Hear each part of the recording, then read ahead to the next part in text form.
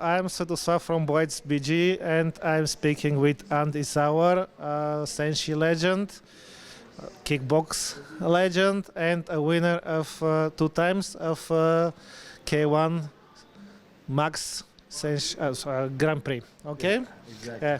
Okay, so let's start with the beginning. In the beginning, why did you decide to become a fighter, a kickboxer? First of all, hi Boits, all the followers. I hear Andy Zauer.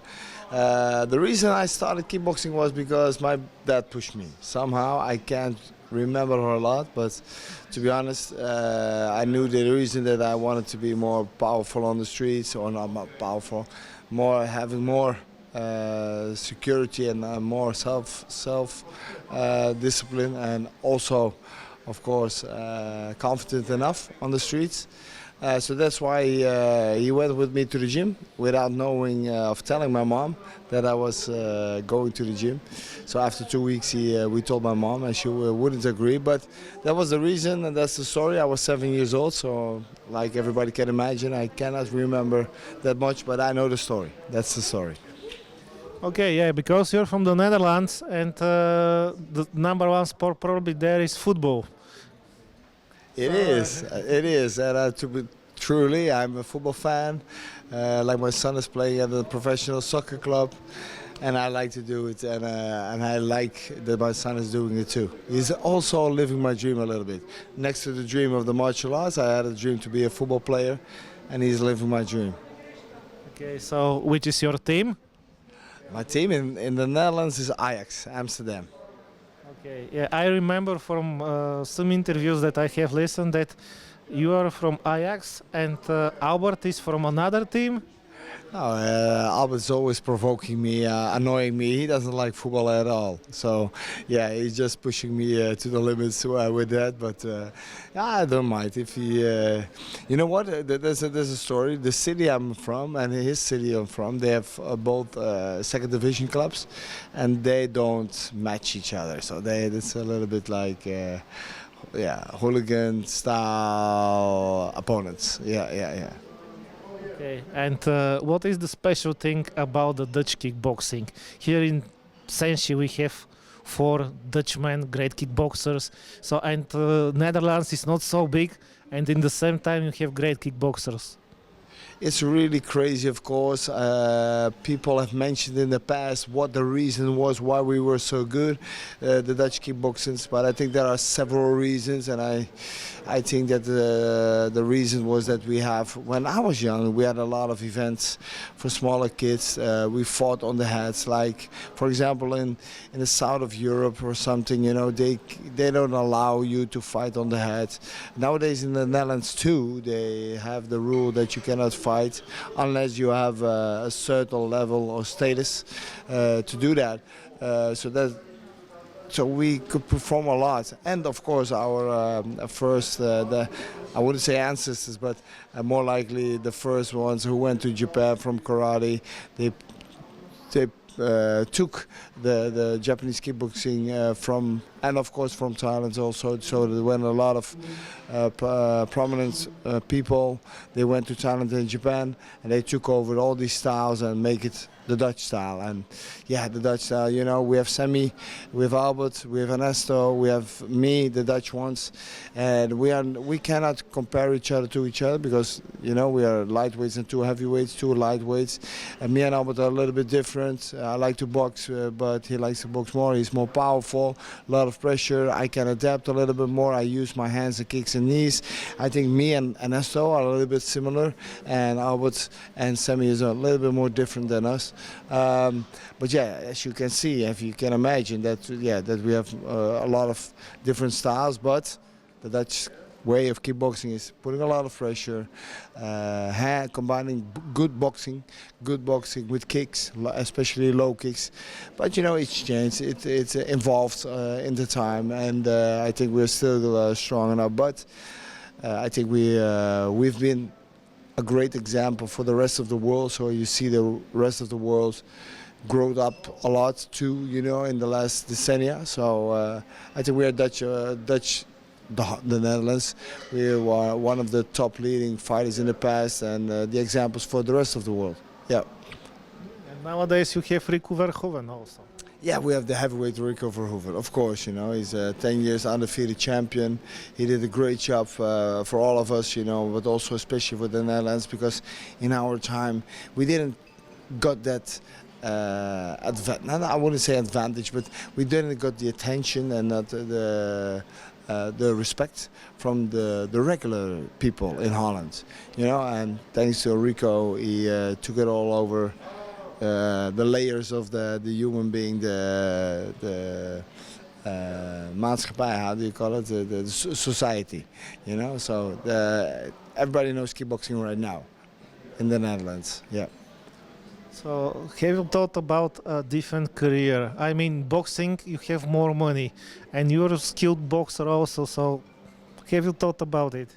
Yeah, of course I've thought about it. I did for 19 years of boxing training, and then I did one professional fight. I fought the number 3 in Georgia.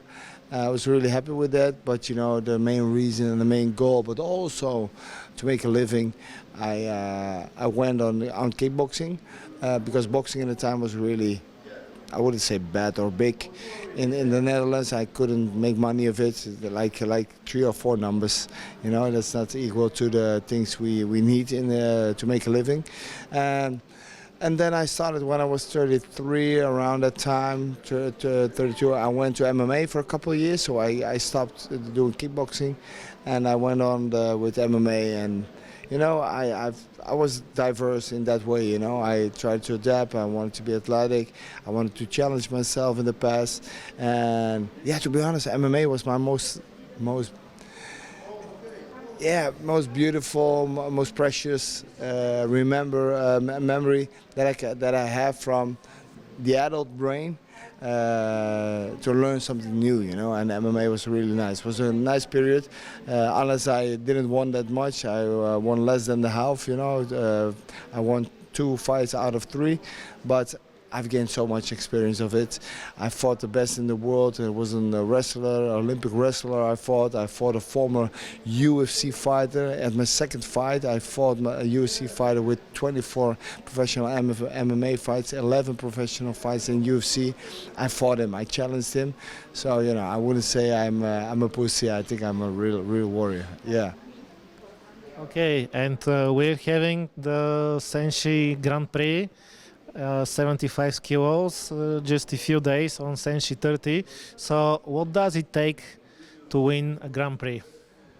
First of all, besides being an athletic, having great stamina, having the skills, but that's in a regular way. I think the mental part of it is the most strongest weapon what you can have. And people talk about luck, but that's the point. You don't have luck with any mental strength or physical strength, skills, etc., etc. So if the brain is too weak, for example, I don't want to talk that bad about other organizations, but lately, in the past, we had a Grand Prix in another organization where the guys who fought in the reserve fight didn't want to show up to take place in the final. I'm really sorry to say, but then you're a really weak man. I think you're not deserve that spot. I think you don't deserve the name of being a warrior or at least a fighter. So that's what it takes to win a Grand Prix. You have to go through. It's an ultimate way of the fight game. Okay, and fighting in a Grand Prix and fighting a single match, it's like totally different. Some people compare it like being part of marathon or being part of sprint. So, and when I was speaking with Semi, he said it's like interval training. So what do you think about it?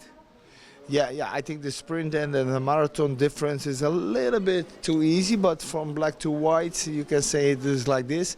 But I'm feeling more like Sammy says. You did a great hard sparring, then you have a little bit rest. It's too much in that case because you cool down and these kind of things, and you have to prep yourself again, prepare yourself again mentally or physically, and then you go on again. But that's a situation that you can handle. The only biggest, toughest part is that your body is screaming for rest. Your brain is understanding that voice, you know, and it says, "Oh shit, how can I continue with my broken toe? How can I continue with my broken hand? How do I need to handle the bruises on my chin and my ribs?" These kind of voices can bring you down, or it makes you a real warrior and the lion comes out of you, the eye of the tiger. Okay, and there are many people who are great fighters, but not all of them become after that great trainers. So what is the secret of changing the mindset, the attitude from a great fighter to a great trainer? I think it's a totally different role. It's totally different. And to be honest, I had some difficulties because I'm a trainer coach right now too. To be honest, I had some difficulties with it too, you know, because it was all by myself all the time. It was selfish. I needed to work hard with my team. It's all about me. It was, yeah, the experience that I gained is the only thing that I have to tell my fighters and the fighters here at Senshi what I can help with them. And I cannot do that with too much ego. It's like feeling, because my way of thinking is really good, really powerful, but also really strong, mentally and physically. But not everybody can handle that. And I think that you have to adapt to the different sort of fighters, you know, when you're also can say about, you know, there's just a little part of the whole group, of the whole, for all the fighters who can reach out to the ultimate level that we have gained or that we have reached.